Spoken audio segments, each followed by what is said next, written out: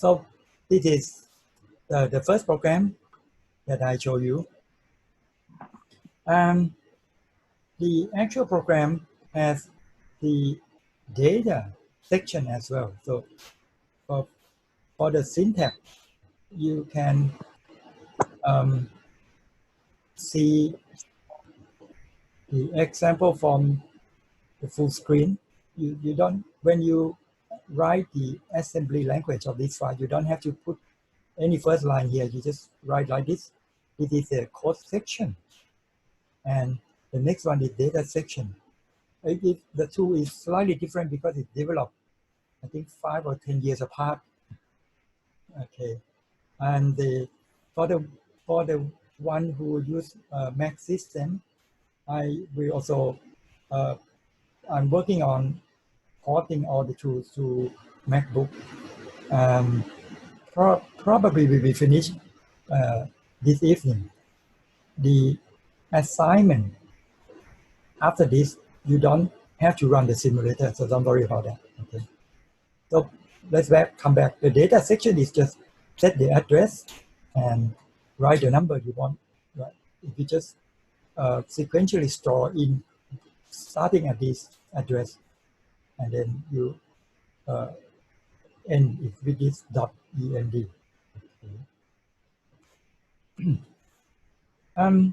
How to do the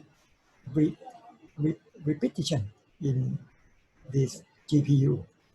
Of course, we have jump conditional, but again, it is single instruction, multiple data. So the condition that we choose to interpret must be true for all the processing elements, okay, because they work in lockstep. So this is a small piece of code show you how we loop. Let's say we move we want to repeat the loop n time. So we move number n into register and then perform some action, decrement that register, and jump condition with the loop. So this is look like just normal single core. Okay. No special trick on that. Okay. The next is how we access an array. The first example we use absolute address. Okay. Now, if we want to do something a bit more involving, we need to be able to index the element and increment the index. So this is the instruction you use. It's quite similar to single core, but the destination is the local store. Local store is a number of the core. So we have 4 cores, so it's number 0, 1, 2, 3. All right.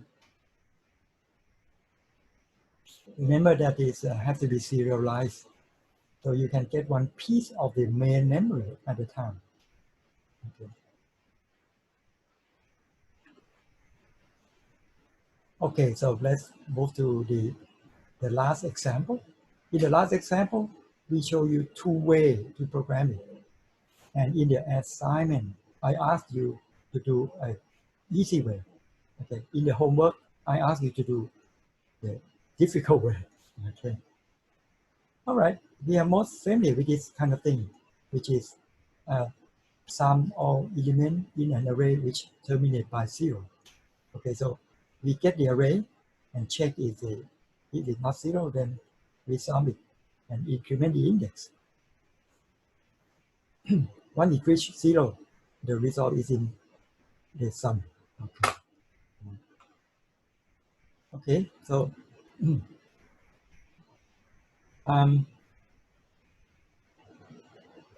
first example, we use all the processing elements to do the 10 tasks. That means we are not exploiting GPU in any way. Okay, this is just familiar ourselves with programming the GPU.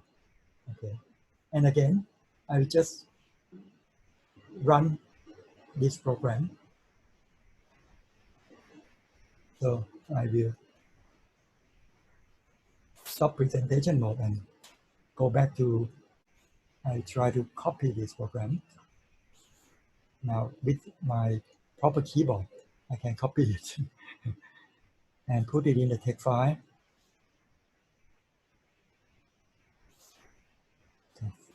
Okay, let's save it at the proper directory. I just unzip the tool set here. Okay, so it is fed into this, and the directory is a test. So we should call it sum. Okay.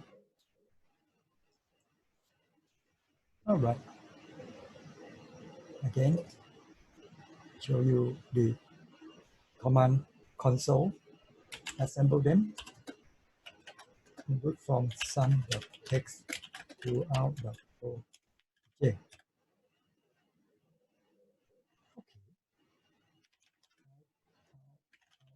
Okay. Is it anything wrong? Ooh, nothing. So there's a lot of things wrong with the sum.text. Let's edit them. Anything wrong with it? I'm not sure. Ah, I see. We need data. The data. Let's see. Array. Okay. At 100 should be okay. We say 1, 2, 3, 4, 5, and then maybe 0. Okay. It's a bit fussy because it has to have the data. Okay. All right. I think that should work. So again, let's see. Okay, it has the output, and you can see that it ends with the data here. So we simulate it. Okay. I accompany this running demo with the actual code.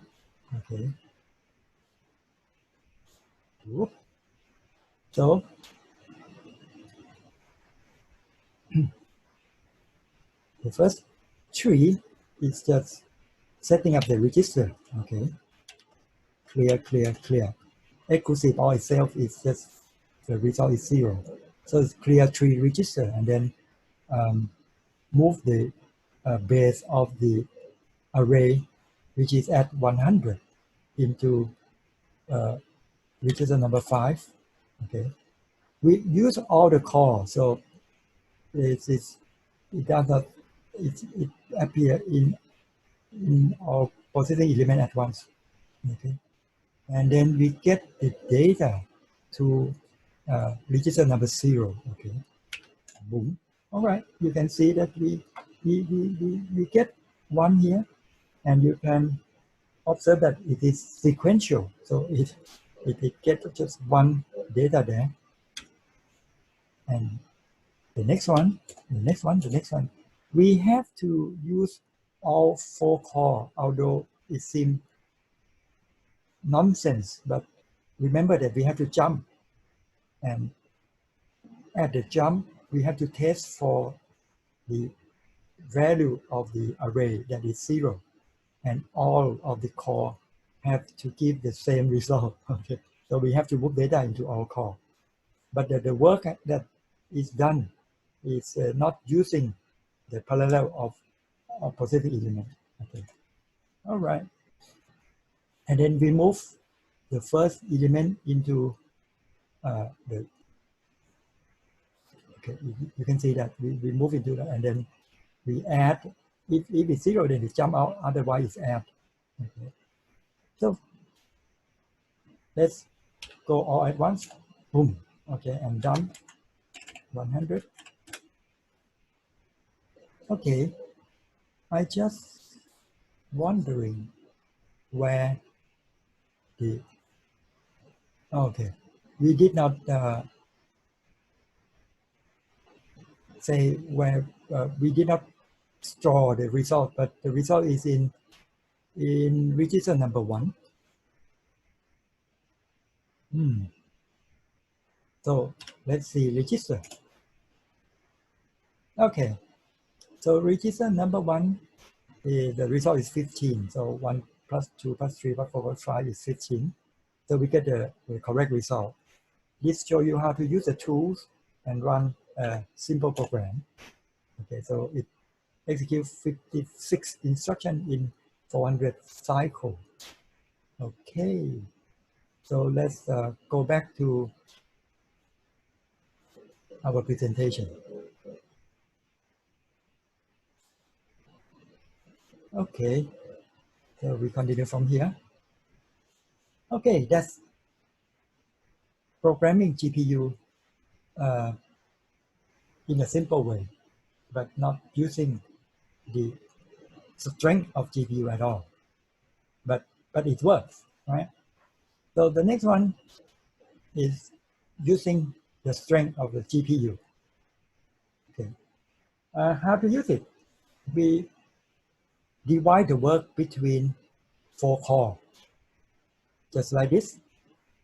Imagine the array, a long array, and so 4 cores take 4 pieces, different data, okay, and then we move all the core to the second piece of data.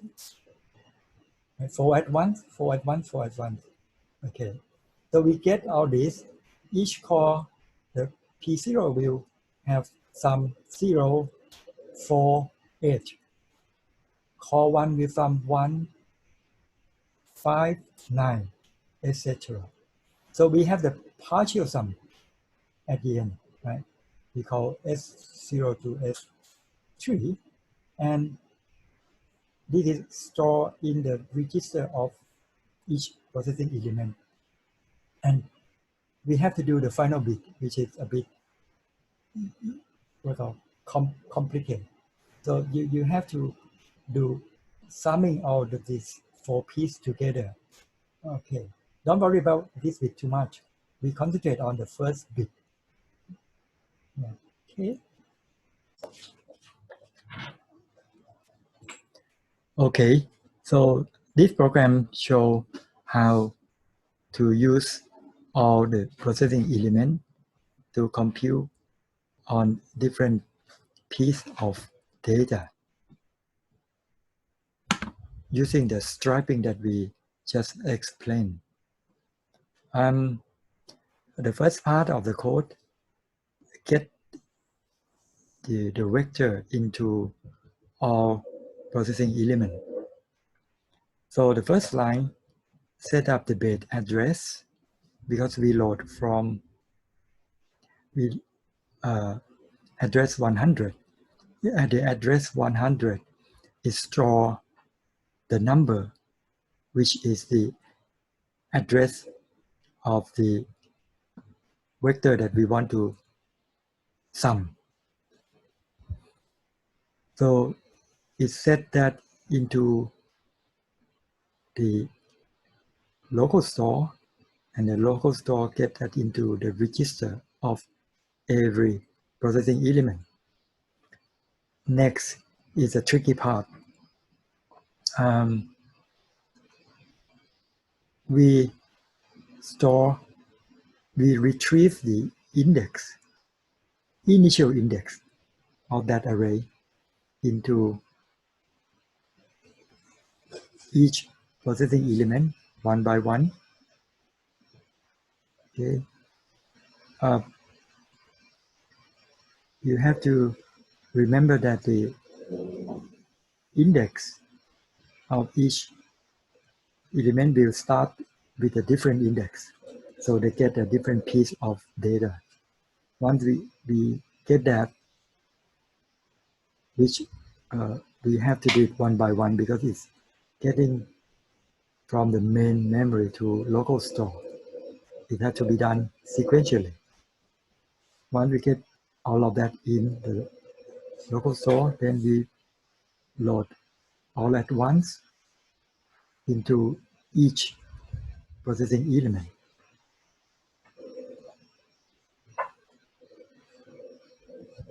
The next part is the main loop.